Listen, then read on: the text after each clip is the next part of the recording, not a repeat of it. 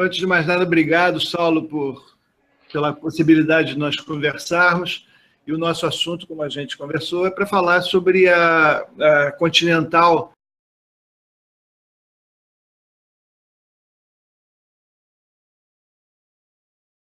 Então, gostaria de te ouvir. Eu mais vou te ouvir do que te perguntar.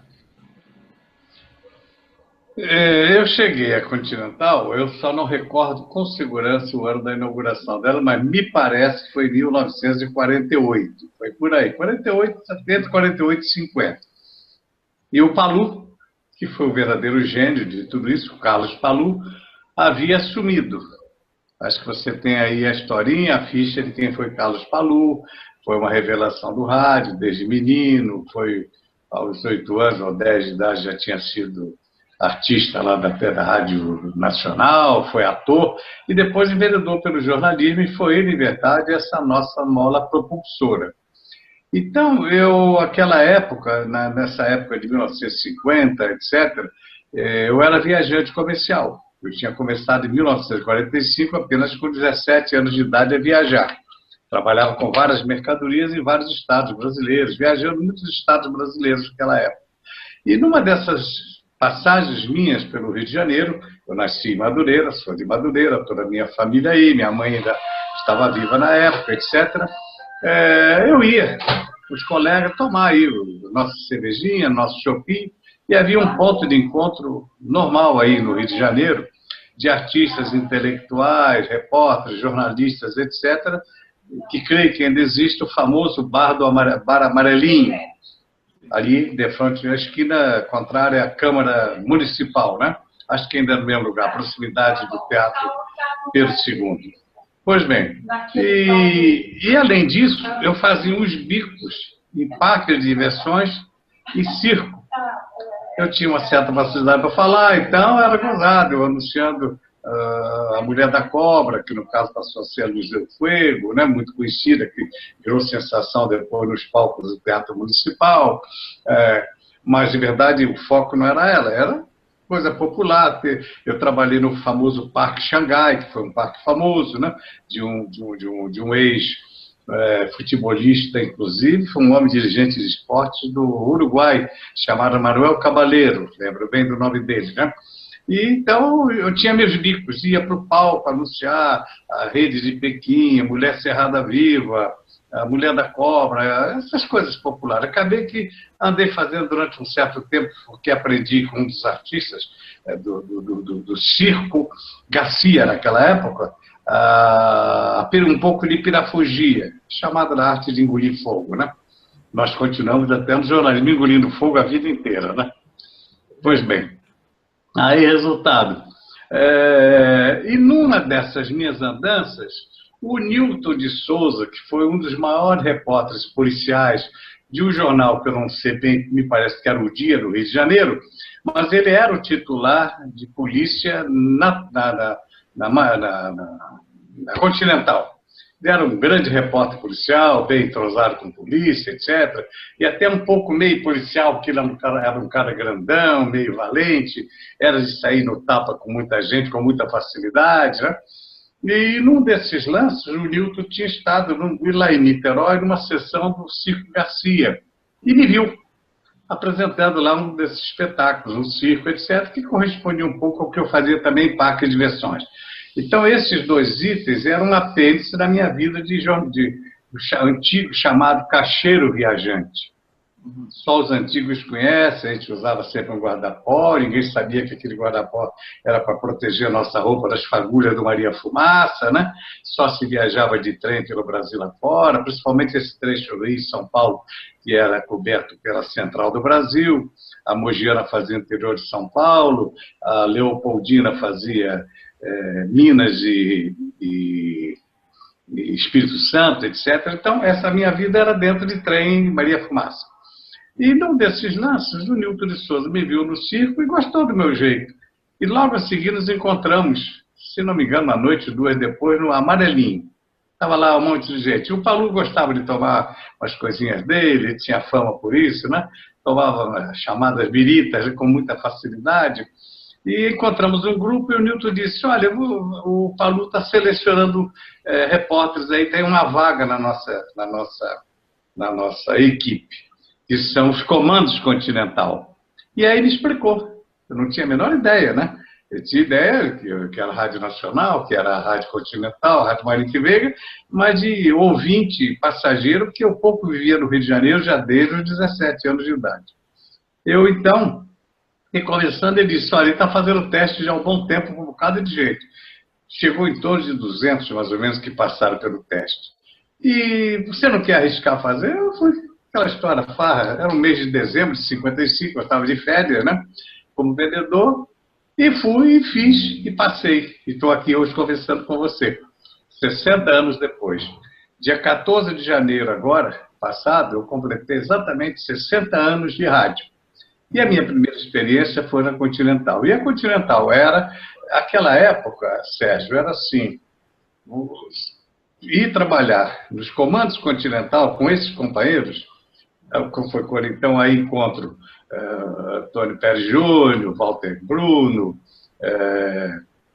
bom, eu vou esquecer os outros nomes, o nome principal que eu quero lembrar agora é o Paulo Caringi, né? Esse extraordinário Paulo Caringi, que tinha aquelas características que você conheceu mais do que ninguém, como o filho dele, né? Depois fala um pouquinho dele. E aí conheci, o próprio Caringi, o Antônio Pérez Júnior, foram os primeiros que me deram muito apoio naquela época. Gostaram do meu jeito, etc. O Palu, principalmente, que era o importante, agradar o chefe. Já que o chefe gostou, eu comecei bem. Pois bem, eu fiz o teste em dezembro de 55 e logo no dia 14 de janeiro de 56 eu peguei o microfone pela primeira vez. E a Rádio Continental, é isso que eu queria colocar, naquela época, ir para trabalhar nos comandos Continental era mais um de várzea que foi levado direto para a seleção brasileira. Acho que aí era como se poderia caracterizar. Porque essa grande sensação de rádio, só de jornalismo e esporte, foi a Continental. Depois surgiu a Pan-Americana em São Paulo, 1 ou 2 anos depois, que é hoje a Jovem Pan. E aí, dia 14 de janeiro, fui escalado, e lembro bem, para a sede da Associação Brasileira de Rádio, era um radialista famoso, você quando criança deve lembrar dele, Manuel Barcelos, fundador e criador. A ABR, Associação Brasileira de Rádio, havia se associado à revista do rádio no concurso de Miss Brasil. Desculpa, de Rainha do Rádio, desculpa, de Rainha do Rádio. E foi a minha primeira reportagem. Quem me introduziu no microfone foi o falecido Antônio Pérez Júnior. Pela sua experiência e responsabilidade, eu fiquei ao lado, nos dias daquele mês convivendo dentro da rádio, vendo como é que eles falavam, me aclimatando o ambiente, como foi a orientação do Palu, até botar o microfone em minhas mãos. E eu fui bem. Lembro que entrei sem gaguejar muito, sem muito receio, né? Porque eu estava escorado num bom profissional na hora, e aí começa a estrela do repórter ajudar num aspecto muito curioso. Foi o primeiro concurso que virou manchete e até virou escândalo, na época no Rio de Janeiro. Porque até então era Emilinha Borba, a grande sensação era sempre Emilinha Borba, acho que disputavam lá no programa de César de Alencar, o palco, etc. Enfim, as torcidas brigavam, as fanzocas brigavam muito, etc. Né? E a Ângela Maria também ganhou, algumas outras artistas famosas. Mas neste ano, coincidentemente, o Assis Chateaubriand decidiu fazer de uma cantora, que à época não era grande expressão, chamada Doris Monteiro, sua preferida, sua querida, etc., associada, e resolveu fazer dela rainha do rádio. E conseguiu. Então veja que eu consegui com um grande furo que virou um escândalo depois. O que é que o Chateaubriand fez? Mandou comprar toda a edição da revista, toda a edição, e vários funcionários ficaram não sei quantas horas ou dias, não sei, recortando, porque o concurso era isso, recortava o convite para a rainha do rádio. Esse convite equivalia o voto. Colocava em urnas, colocava em pontos da cidade. E com isso, Doris Monteiro, com escândalo, foi eleita, porque o Chateaubriand quis uma votação fantástica, negócio de 600, 700 mil votos, 800 mil, qualquer coisa. Parece que a segunda colocada, que eu não lembro bem agora, teve negócio de... não chegou a 200 mil votos. Ponto. Então, aí começou a minha trajetória. apoiado, lógico que eu fui bem, fui feliz, cheguei na emissora, recebi muito incentivo dos colegas, inclusive do teu pai, do Caringe, né? Que era credenciado no Palácio do Governo. O Caringe era o titular no Palácio do Governo. Nenhum repórter fazia do Juscelino o que ele conseguia fazer, né? Com aquele jeitão dele, descontraído, meio bonachão, né? Tinha um apelido até de um artista americano, né? Que se falava Danny Kaye, alguma coisa assim, não?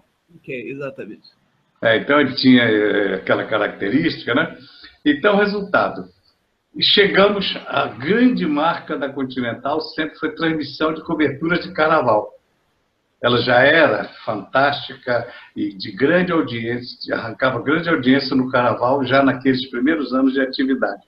E o Palu me escalou, então eu tinha, veja você, eu acho que pouco mais de um mês de trabalho, se não me engano o carnaval foi em março, por aí, de 56, eu fui escalado para o Hospital Souza Aguiar. E no Hospital Souza Aguiar, eu comecei a transmissão comum, o dia todo, uma intensa movimentação. Naquela época nós tínhamos um tipo de incidente muito comum, que era criança desaparecida no carnaval, isso era um terror, por isso o Palu mantinha aí, e quem cobria o juizado de menores era exatamente o Paulo Caringe. Eu lembro bem que do carnaval cobria, né, o juizado de menores, que era muita criança que desaparecia no carnaval. E daí, então, eu fiquei, e por volta de 10, 11 horas da noite, logo no primeiro dia, eu notei que os colegas da Rádio Mauá, da Rádio Nacional, da Rádio Guanabara, da Rádio Globo e tantas outras emissoras, não vou querer, quase que lembro todas, mas as principais, deixava os seus telefones, aquele telefone preto, você vê aí no seu arquivo, você vai encontrar uma foto minha lá no hospital, tendo um desses telefones pretos, aquele telefone antigo ao meu lado, cheio de papel que eu estava na minha transmissão. Foi o Mundo Ilustrado que fez uma grande matéria sobre isso, edição do Mundo Ilustrado de março de 56, sobre a Continental, e junto está lá a minha participação no episódio.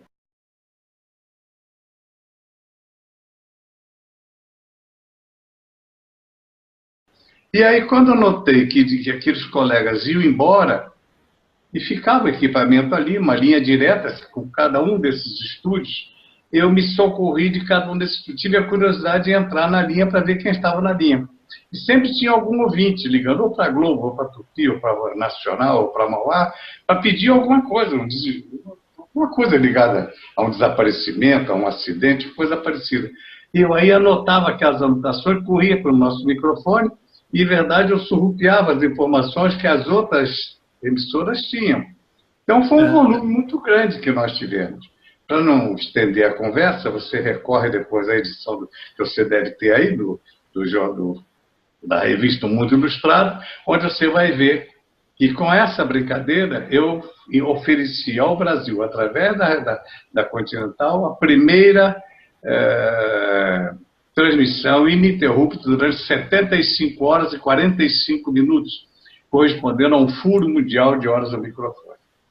E com isso a minha vida foi alavancada pela Continental, e agora eu paro de falar de mim para nós entrarmos no geral de tantos outros colegas. Isto foi o meu início na Continental, e isto era a Rádio Continental. Ela nos dava essa oportunidade.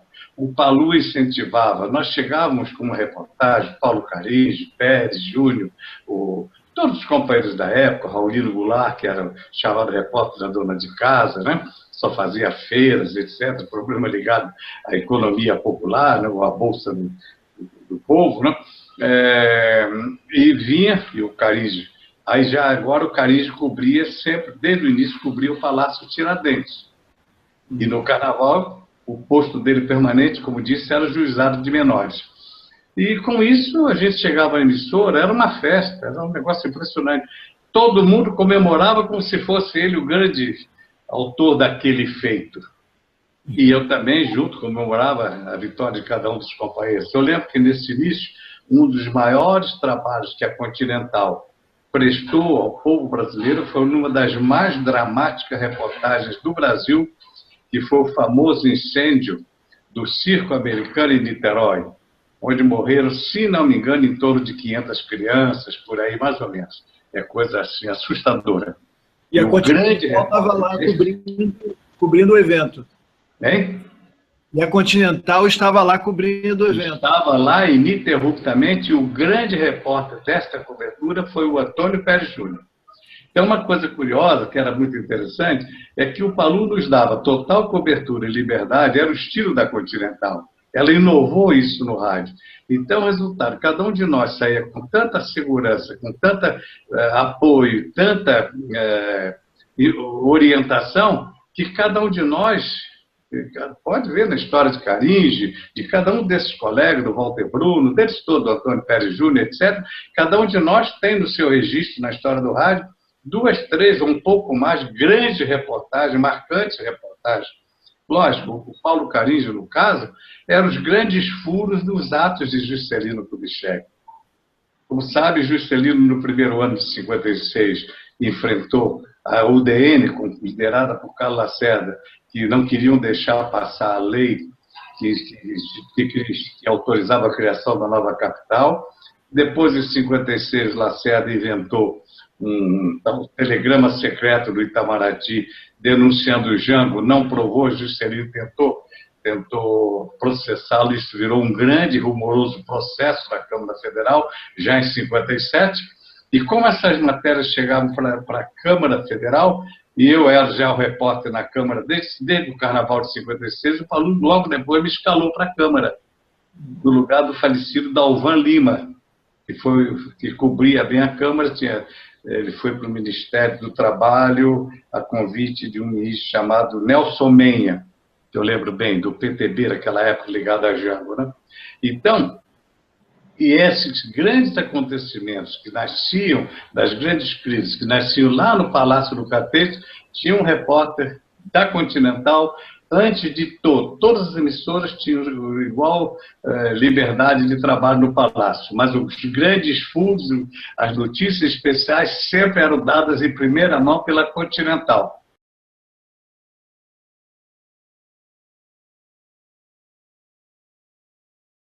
Total e absoluta. Vou dizer uma coisa muito curiosa.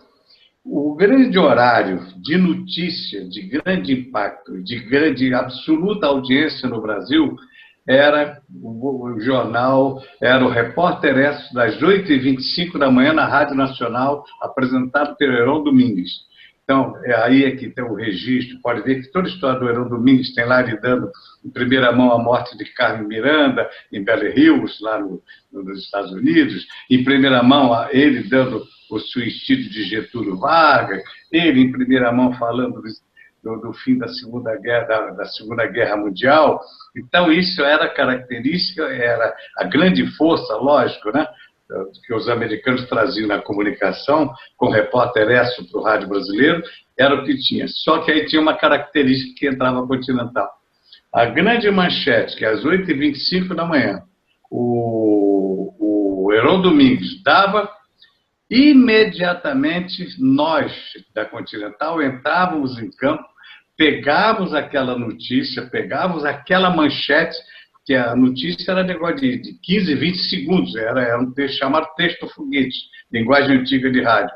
Nós pegávamos aquela manchete do Heron Domingues às 8h25 e ela virava uma grande notícia na Continental, geralmente, de repente, uma grande reportagem, e mais do que isso, ia um pouco além, ou muito além, com horas e horas de reportagem no ar. Então, em verdade, na linguagem nossa jornalística, quase que eu diria que muitos assuntos eram pautados pela manchete do jornal, do Repórter Esso. O povo ouvia, e aí criou-se um hábito curioso. Acabava de encerrava o Repórter Esso, a corrida dos ouvintes, maciça audiência da Rádio Nacional, era para ouvir a Rádio Continental, porque já havia certeza de que, por exemplo, uma das características da Rádio Continental era a cobertura dos incêndios.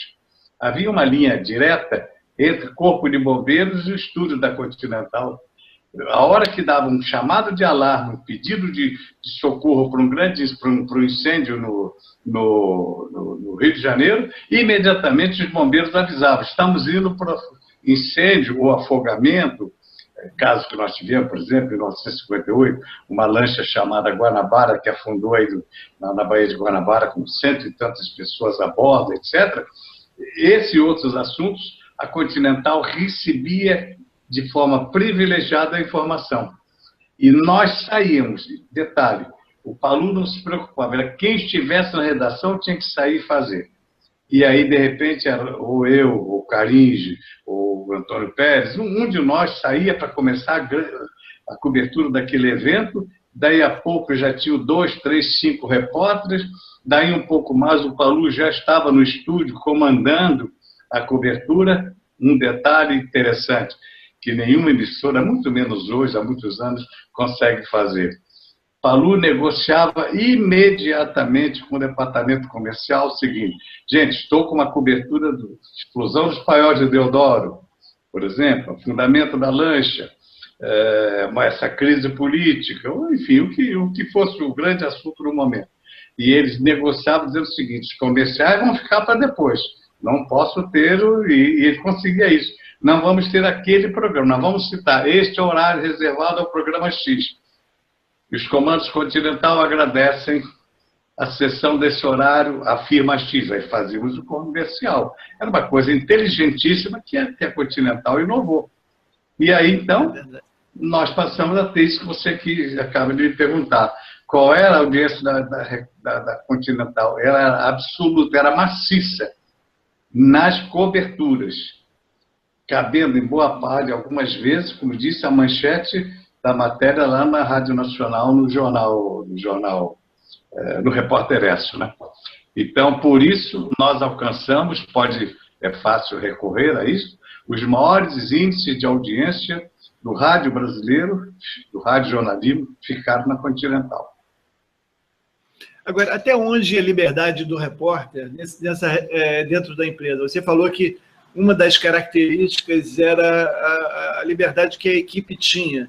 Como é que se dava isso internamente na Continental? Havia uma coisa muito curiosa. O dono da rádio era o senhor Rubem Berardo Carneiro da Cunha, família tradicional de Pernambuco.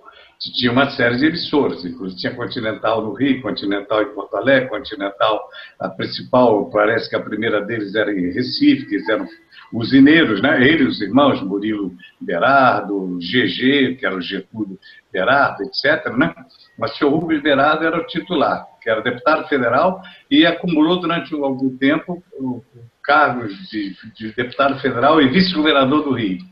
PTB, ligado a Jango e ligado a Juscelino. O senhor Rubens era, inclusive, tinha um grau de aproximação maior com o Juscelino, que tinha sido padrinho de casamento de uma filha, coisa parecida. Havia toda essa ligação política do senhor Rubens Berardo.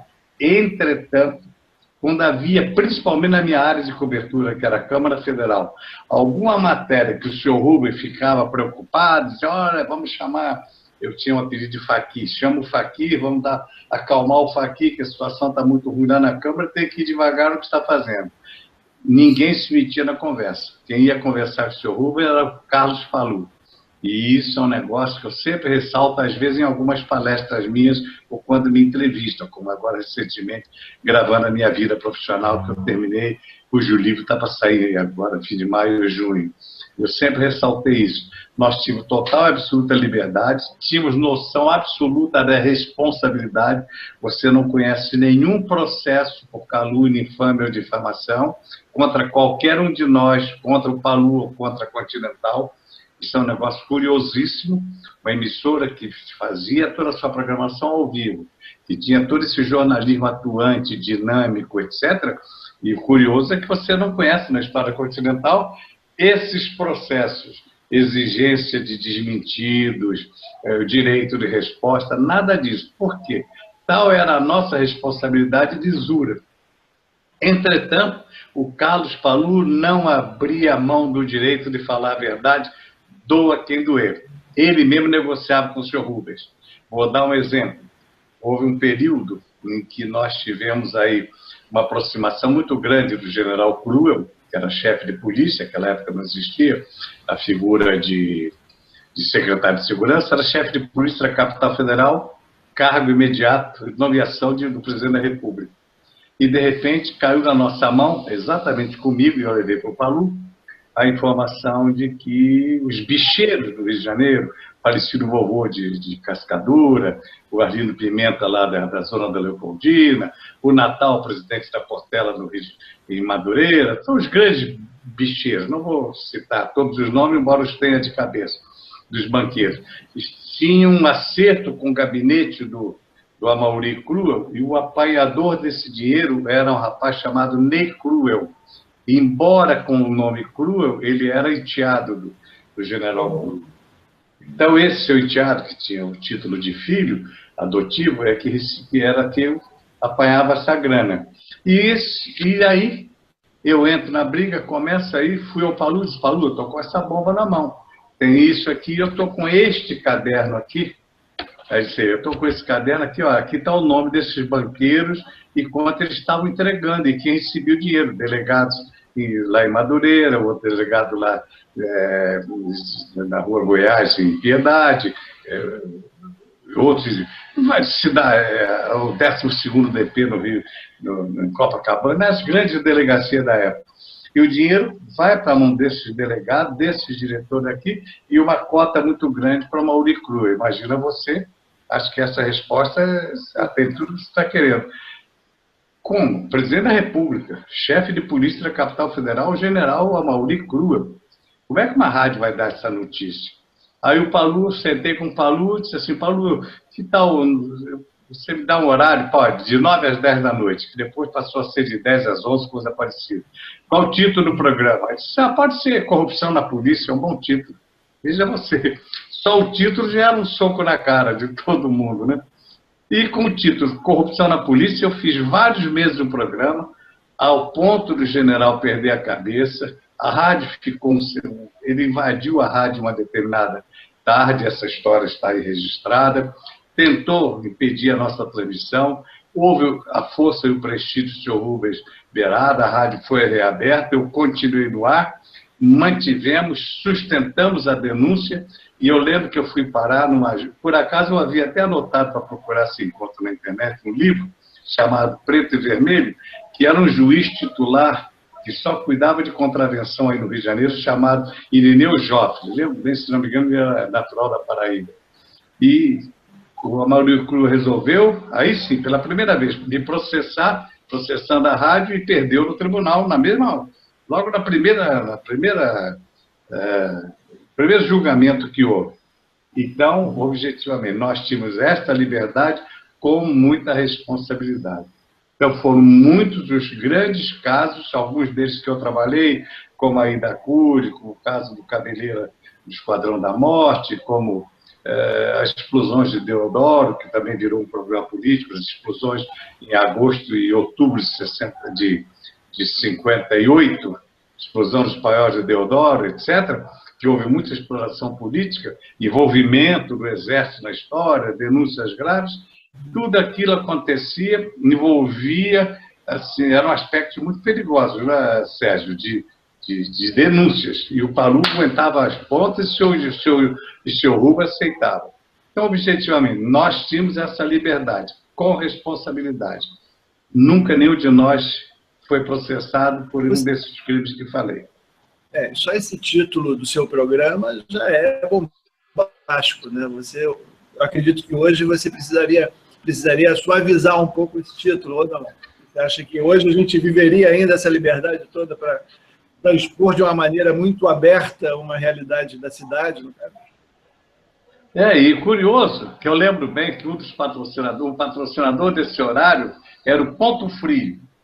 Ponto Frio, a grande rede, que hoje foi vendida para outro grupo empresarial, tinha sido entrado no Brasil há poucos anos, mais ou menos naquela época, não sei se foi 50, 51, por volta pouco antes de 60, que era um suíço chamado Alfredo Monteverde. E me parece que há bem pouco tempo a viúva dele ainda estava viva e acho que foi ela que negociou com um grande grupo empresarial brasileiro o Ponto Frio. E veja, curioso, inclusive isso, era mais, eu não lembro bem quem era o locutor que fazia a apresentação, mas lembro que a grosso modo era assim: boa noite, senhoras e senhores, está no ar Corrupção na Polícia, sob os auspícios Sob os auspícios do Ponto Frio, Saulo Gomes, aí me chamava e eu entrava. E era, para usar a expressão que você está gravando, isso aí você não vai botar no texto, era cacete baiano. E eles nos respeitavam. Lógico, nós tivemos muita ameaça, muito delegado. Eu lembro da minha briga, e o Palu apoiando o seu Rubens segurando. Eu lembro quando houve o caso Sérgio Aziot, tive briga muito grande com um jovem, que hoje eu sei, que eu vejo pela internet, que ele está ainda trabalhando, tem o escritório dele, o primeiro grande detetive que apareceu, particular que surgiu no Brasil, chamado detetive Bechara Jalque.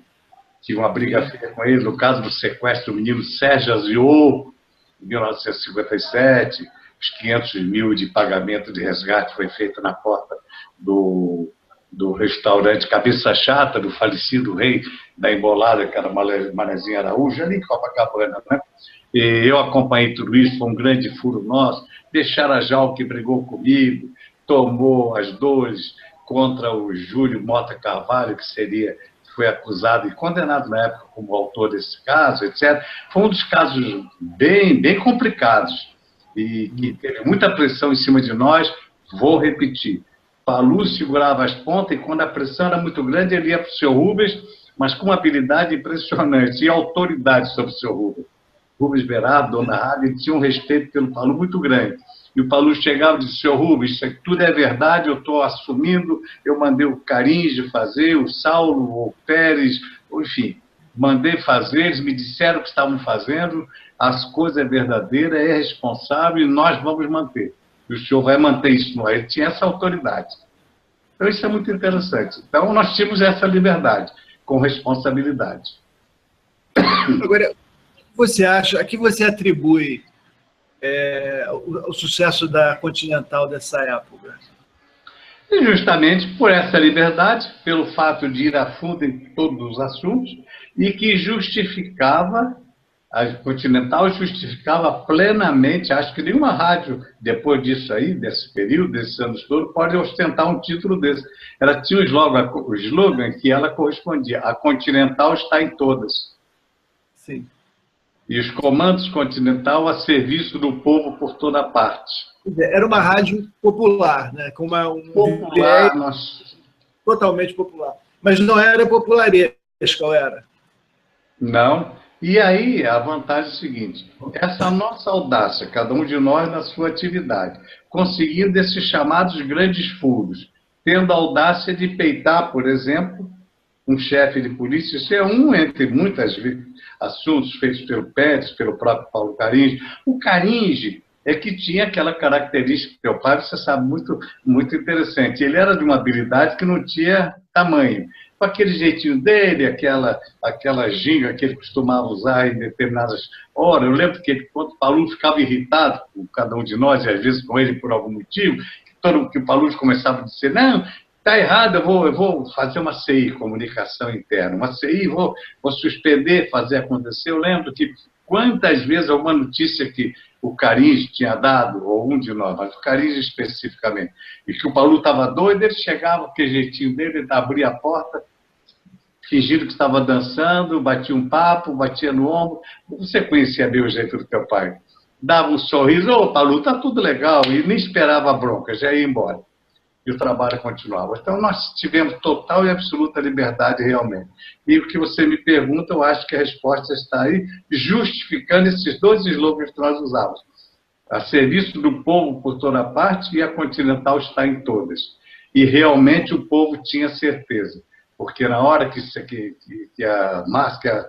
a Tânia, a menina, foi raptada lá em Piedade, morta lá, dia 30 de junho de 60, quando surgiu o crime provocado pela Fera da Penha, a Neide Maia Lopes. Quando surgiu uma notícia dessa, raptada uma criança, todo mundo procurando. Ainda recentemente você viu que o Linha Direta veio a Ribeirão Preto me entrevistar e eu fiz parte de um Linha Direta especial, o caso da Fera da Penha.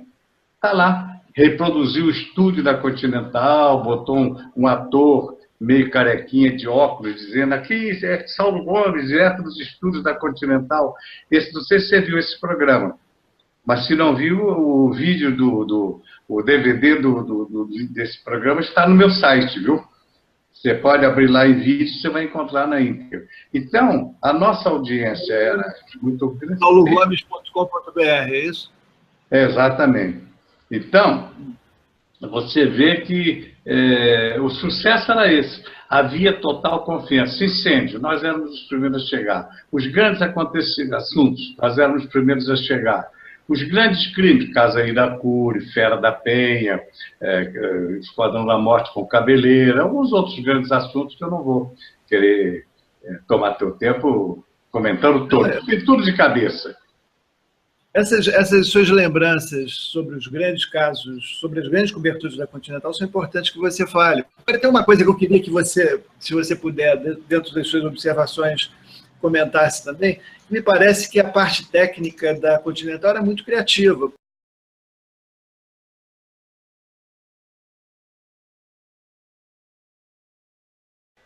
Olha, ficou famosa. Eu lembro que o diretor, o chefe da equipe técnica, chamava-se Carlos Campanella. Não sei se tem algum parente dele trabalhando em rádio, ou pelo menos principalmente na área técnica, né? Então havia também esse aspecto, com recursos da época, mas que em verdade correspondiam a recursos técnicos, que é principalmente a Rádio Nacional, a Rádio Tupi, a Rádio Tamoio, a Mauá, algumas dessas tinham os recursos técnicos que dispunha a Continental, mas não sabiam usar ou não usavam para nós.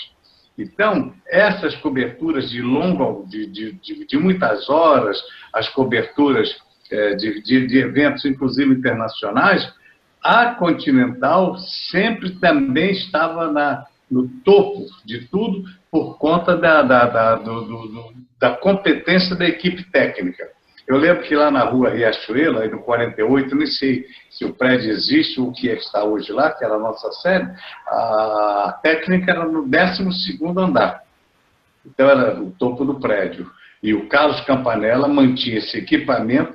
Com os recursos da época, nós conseguimos grandes acontecimentos. Eu lembro de um deles, quando o Jânio Quadros tentou caçar o Adhemar de Barros, em São Paulo, acusando de ter vendido as urnas de Marajoara, ter vendido caminhões do Estado, etc., crime de peculato, coisa parecida, e o Jânio, com a força dele, inimigo, conseguiu tirar, quase pôs na cadeia o Adhemar de Barros. O Adhemar fugiu e se asilou na Bolívia. Isso, por exemplo, é uma prova do que eu vou te dar agora da competência técnica da Continental. Às 5 da manhã, eu cheguei na emissora, coube a minha cobertura, e pedi uma ligação para Cochabamba, na Bolívia. Pela época, vejo a dificuldade. Essa ligação foi completada por volta de 5 horas da tarde. 12 horas depois. Aí eu falei no hotel onde estava o Adhemar de Barros. O assessor de imprensa, fui trabalhar com ele, conheci anos depois, quando fui para São Paulo, chamado Roberto Abrão. Aí o Roberto Abrão atendeu, eu disse, eu expliquei, eu disse, olha, nós estamos aqui da Continental, veja bem, do Rio de Janeiro, para falar na Bolívia, esperamos 12 horas para completar uma ligação de telefone, e o Paulo, aí nós estávamos com essa transmissão anunciada, o Adhemar de Barros ficou na linha a partir das 17 horas, seguramos a linha, ficou aguardando a decisão do Supremo Tribunal Federal aí no Rio de Janeiro, o julgamento do habeas corpus, coisa parecida dele, e que ganhou por unanimidade, que eu lembro bem. Foi a votação a 0. Acho que todos os ministros, não lembro se eram 11 ou menos de 11, mas sei que, se não me engano, foi 11 a 0. A votação foi unânime do Supremo. Então, isso nós conseguimos, naquela época, uma transmissão dessa, com o interior da Bolívia, com a cidade de Cochabamba, com as comunicações, como disse, veja você, Sérgio, só levar 12 horas para se completar uma ligação com a Bolívia. Então, com todas essas dificuldades também de ordem técnica, elas eram muito bem cobertas pela eficiência da equipe técnica, que também era de primeira qualidade. Todos tinham muito amor e competência naquilo que faziam, liderados por esse companheiro que lembro bem, em homenagem à sua memória, ainda bem que lembro o nome dele, Carlos Campanella. E o outro segredo disso, a prova, é que foi a primeira emissora a surgir com 2 equipamentos de FM de externa. Nós tínhamos o RC1 e o furgão, o RC2. Com esses 2 equipamentos, não havia barreira para nós.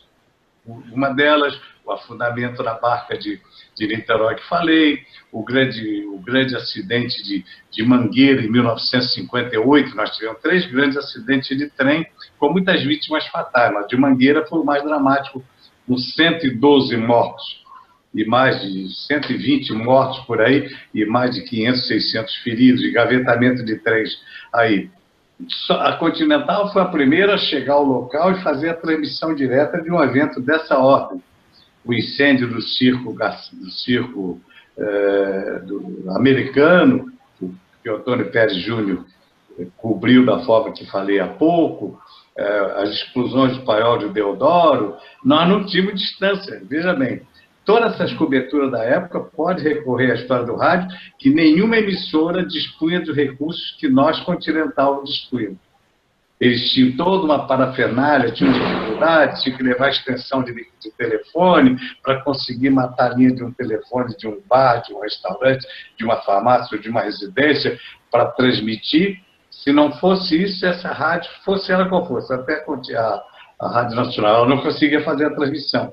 Enquanto tudo isso estava acontecendo, nós já estávamos com a nossa equipamento de FM, do RC1 e do RC2, se diz, funcionando a todo vapor e com qualidade, né? Então, terminando e objetivamente dizendo a você, o outro segredo também era a excelência da qualidade técnica da Continental com os equipamentos de que se dispunha naquela época. Eu queria que você me contasse das suas grandes coberturas.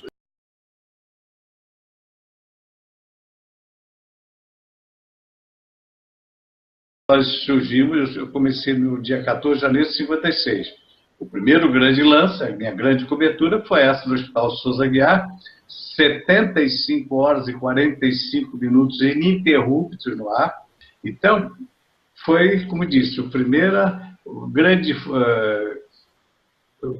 grande prêmio mundial de horas ao microfone, de recorde ao microfone, da Continental, foi esse meu, em 1956, no Carnaval. Eu tinha aqui 2 meses de rádio, mais ou menos, né? A Fera da Penha, que eu fui lá para a Rua Goiás, para a delegacia, não lembro bem qual é o distrito, 24, qualquer... Mudou muito, já deve ter mudado o nome.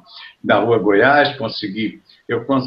Houve o crime, à tarde, ela por volta de 2 horas da tarde tirou a criança da escola, levou, por volta de 7 da noite, deu um tiro na cabeça e 1 litro de álcool derramou e carbonizou o corpo da Taninha de 4 anos de idade, lá nos terrenos do Curtume Carioca, na Penha.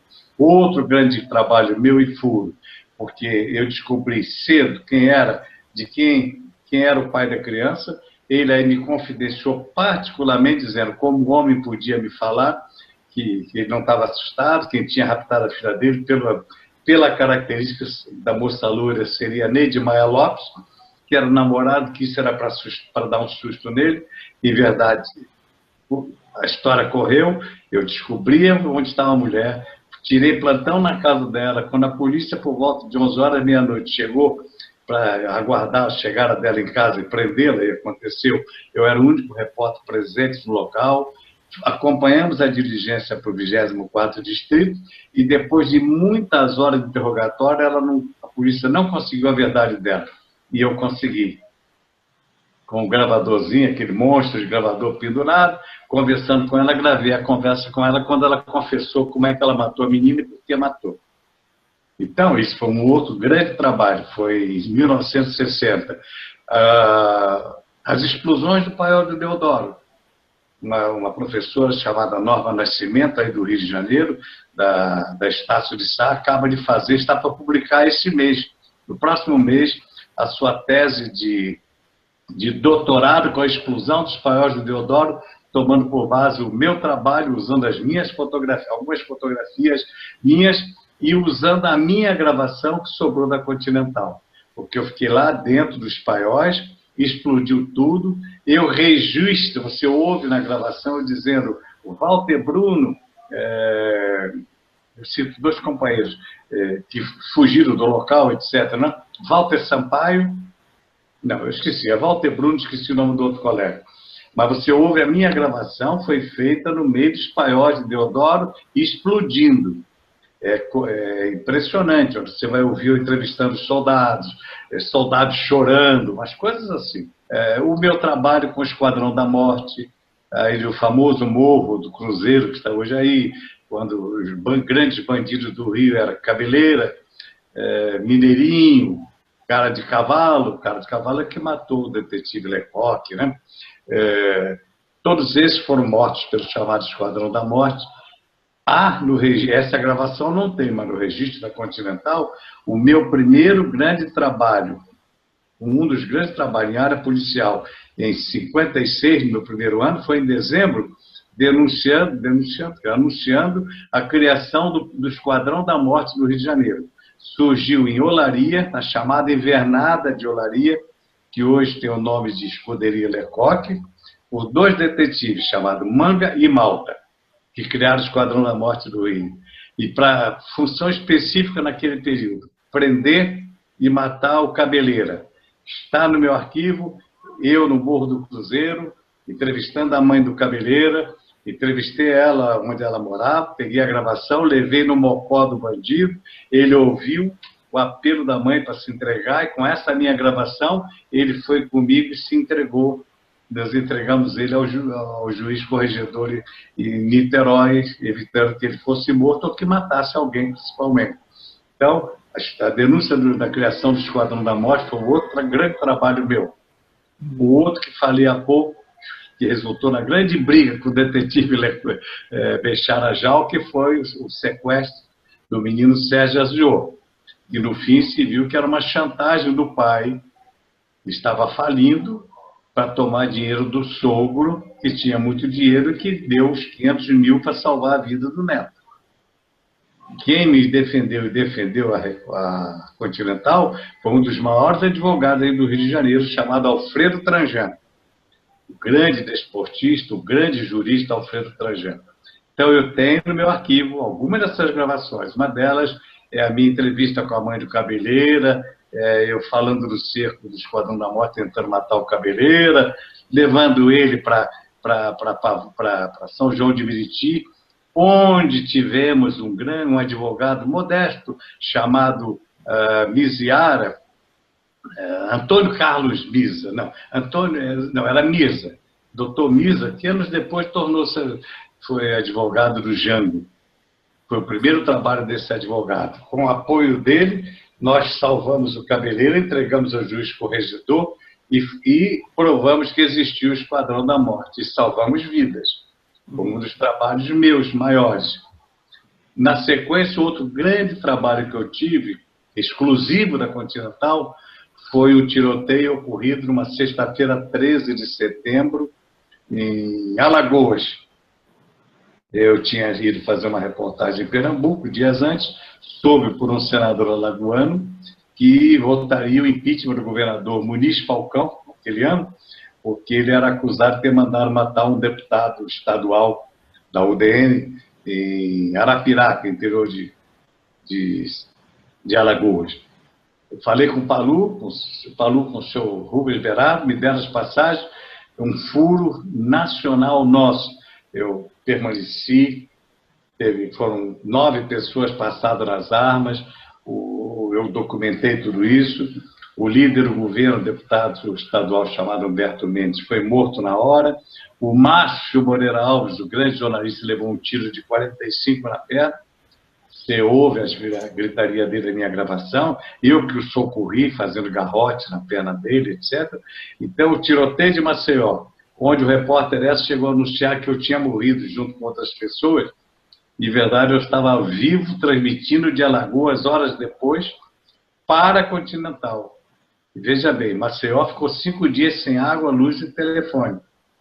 mas a Meridional, se não me engano era o nome de uma agência, da nossa agência, da associada, tinha uma linha direta dentro da agência dos Correios e Telégrafos. Com essa linha eu transmiti para o Rio de Janeiro o furo do tiroteio de Maceió, 13 de setembro de 57.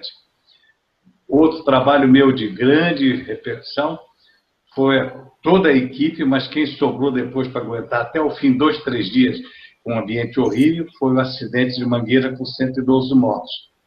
E quando terminou tudo, a equipe exausta, cada um foi embora porque não aguentava mais. O ambiente também terrível para se fazer uma reportagem daquela.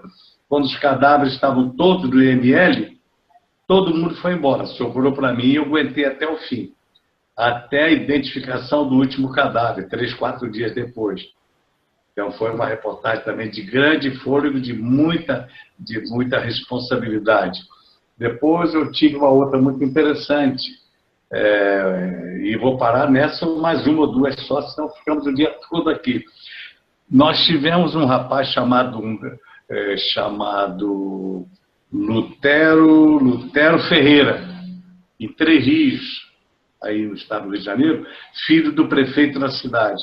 Ele tornou-se filho do prefeito, que era do PTB, e o estado era dirigido pelo PTB através do Roberto Silveira, que era governador do estado do Rio, e esse moço, o pai era prefeito ligado ao governador pelo partido, pelo mesmo partido, tornou-se ladrão, um grande ladrão. Só que tudo que ele roubava, ele transformava em dinheiro para ir socorrer gente pobre na chamada periferia, nas marginais do Rio, Paraibuna, se não me engano, Paraibuna, lá em Três Rios. Ele foi apelido de Robin Hood. Então, esse Robin Hood ficou famoso, virou livro, o grande furo, a grande identificação. Nós furamos o bloqueio, eu tirei ele do cerco policial, trouxemos para o Rio de Janeiro, a Continental permitiu, eu fui apresentar ele ao vivo no programa Noite de Gala, do Flávio Cavalcante, numa segunda-feira.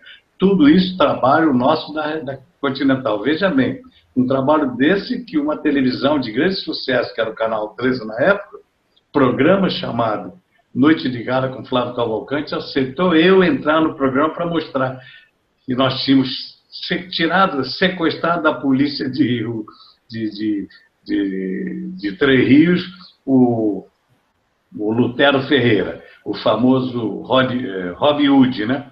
E assim eu tive outros mais. Para concluir, tem muitos outros assuntos na minha cabeça. O navio de Santa Maria.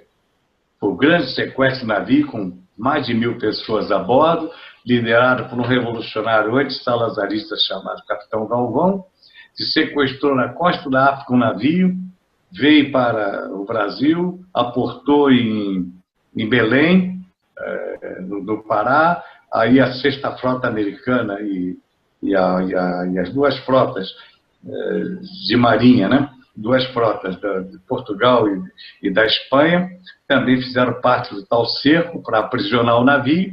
Eles aí conseguiram sair das águas do Pará e foram para Recife. Quando esse navio chegou em Recife, toda a imprensa representada no Brasil, de vários grandes órgãos de imprensa em todo o Brasil, através dos grandes órgãos, estavam lá. Quando o navio foi entregue a um almirante chamado Halley Schmidt, comandante da Sexta Frota, e um almirante brasileiro, que eu não lembro de sobrenome Fernandes, tinha um repórter só a bordo de rádio, era eu pela Continental. Usamos o transmissor de bordo e transmitimos o sequestro do navio de Santa Maria, que foi um acontecimento mundial, também registrado na imprensa como um dos maiores acontecimentos. Um navio com mais de 1.000 pessoas sequestrado em alto mar por um grupo revolucionário de 24 portugueses liderados por esse capitão Galvão. Então, essas séries são algumas das reportagens, são muitas outras que, aliás, eu estou contando nas minhas memórias. Eu acabei de gravar aqui em Ribeirão Preto, durante quase 3 meses, toda a minha vida profissional, os 60 anos da minha vida profissional, contando em detalhes cada ano que eu fiz em cada uma dessas reportagens. Mas, em si, estou te dando assuntos principais ligados só à Continental.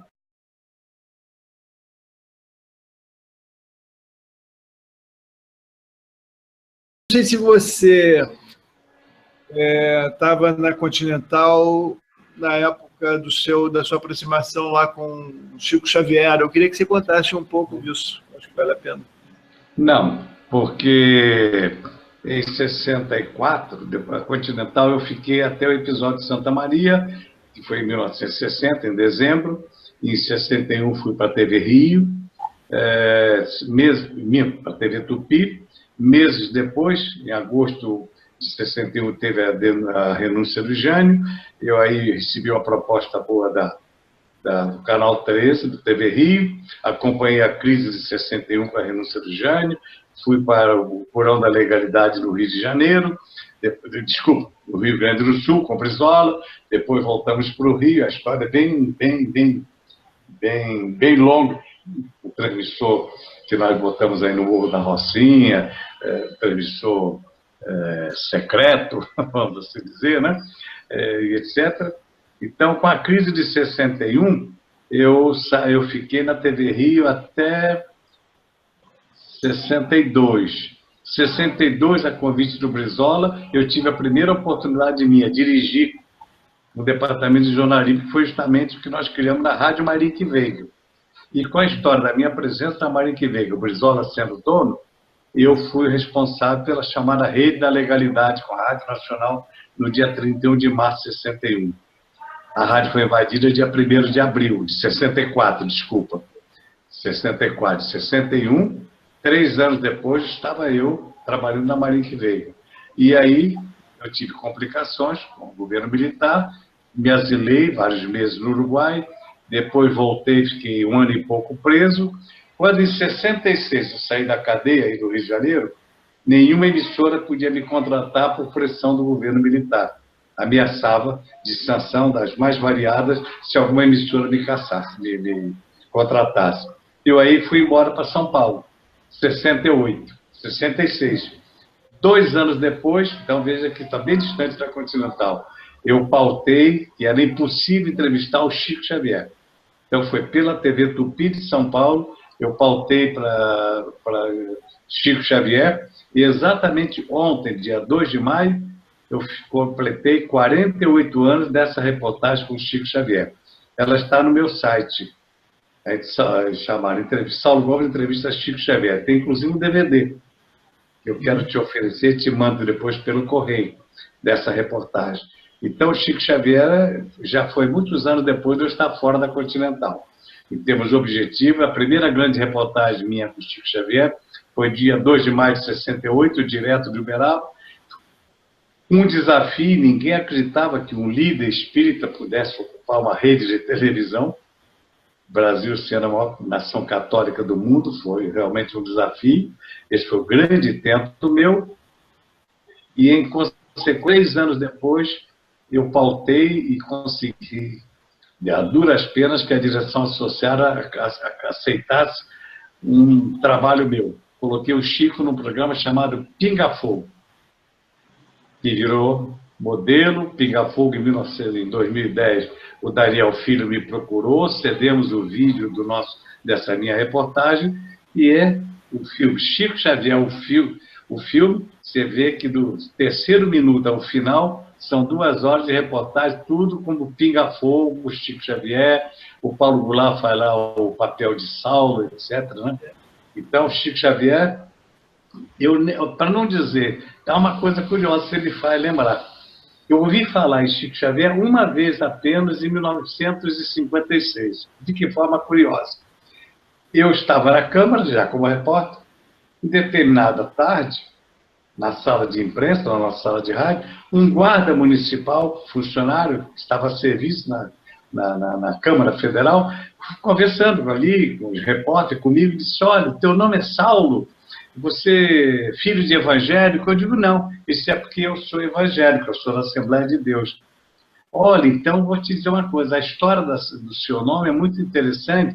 Eu sou evangélico, mas nós lemos muito um livro de um cidadão de Minas Gerais chamado Francisco Xavier. Ele escreveu um livro chamado Paulo Estevão. É a história, veja bem, o evangelho, é a história mais perfeita que se conhece na hora de Saulo de Tarso. E nós, evangélicos, lemos muito esse livro desse senhor que eu não conheço, etc. Então, por isso que eu perguntei se você é filho de evangélico.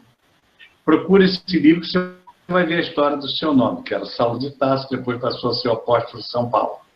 Curiosamente, foi a primeira vez que eu ouvi falar no nome de Chico Xavier. Depois, algum tempo mais passado, o Davi Nassi me contou a história da reportagem dele, que virou escândalo em agosto de 61, intitulado O Detetive do Além, na revista O Cruzeiro, você encontra também o registro na internet, Davi Nassi Jamanson. E com essa reportagem, em 44, na revista O Cruzeiro, virou escândalo e o Chico Xavier se recolheu. E só 24 anos depois, certo? Agosto de 44, só em maio de 68 eu quebrei o tabu e consegui entrevistar o Chico Xavier, que é um dos maiores tempos da minha vida profissional. Teve uma repercussão muito grande, né? Na época também. Também. Teve e continua até hoje, por incrível que pareça. Uma coisa rara, né? Uma reportagem quase meio século depois. Eu sou muito entrevistado sobre isso, tenho livros sobre isso. Estou lançando um outro livro agora esse ano, intitulado Nosso Chico, onde eu estou contando os bastidores de toda essa minha convivência de mais de 30 anos com o Chico Xavier. É uma coisa curiosa, né, sério? O Chico não foi nenhum repórter espírita que conseguiu tudo isso com o Chico, e sim um repórter investigativo. Por isso, quando eu cheguei em Uberaba, a turma estava escabriada. Não, um repórter que está atrás de bandido, que fica denunciando o Esquadrão da Morte, que denuncia a corrupção, que faz tudo aquilo que eu tinha feito, principalmente aí na Continental, né? Que é com o Chico. Eu queria furar todo mundo como eu furei. O que te moveu, para a gente terminar, enfim, o que te moveu a procurá-lo? Porque já em 68, quando cheguei em São Paulo, eu fiquei mais perto da repercussão do trabalho de Chico. Aí eu fiquei sabendo dos shows que o Roberto Carlos fazia, shows beneficentes para ajudar obras sociais dele. Chico viveu 75 anos fazendo obra social, né? Você vê, abriu mão dos direitos autorais de mais ou menos 50 milhões de livros vendidos, tudo isso para aplicar em obras sociais.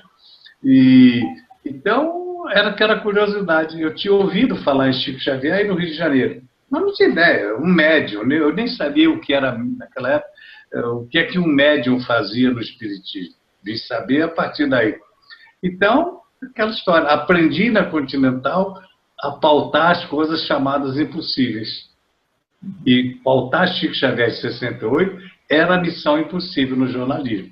Haja vista que de 1944 a 68, muitos repórteres de grande nome tentaram e não conseguiram. Então foi isso. Foi a vontade de mostrar o diferente, e eu consegui. Parabéns. Bela trajetória profissional. Obrigado a você, e um abraço, e espero que tenha correspondido o que você estava esperando aí. Foi ótimo, foi ótimo. Eu te agradeço muito. Obrigado, Saulo. Até a próxima. Um abraço.